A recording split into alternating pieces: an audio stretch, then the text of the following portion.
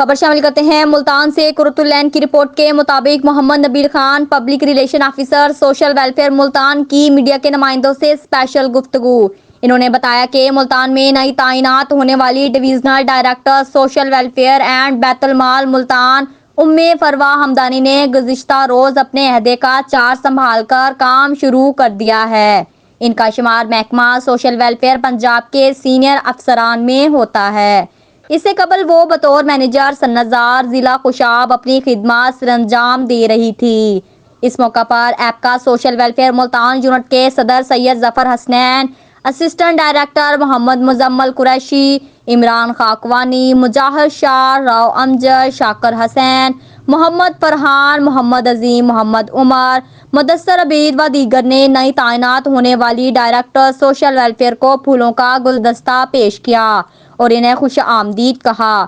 Divisional director نے کہا کہ میرے دروازے ملازمین کے لیے ہمیشہ کھلے ہیں اور مجھے امید ہے کہ ملازمین بھی میری توقعات پر پورا اتریں گے۔ ملازمین کے مسائل کو ترجیحی بنیادوں پر حل کیا جائے گا۔ ملازمین محنت اور خوش اسلوبی سے کام کریں۔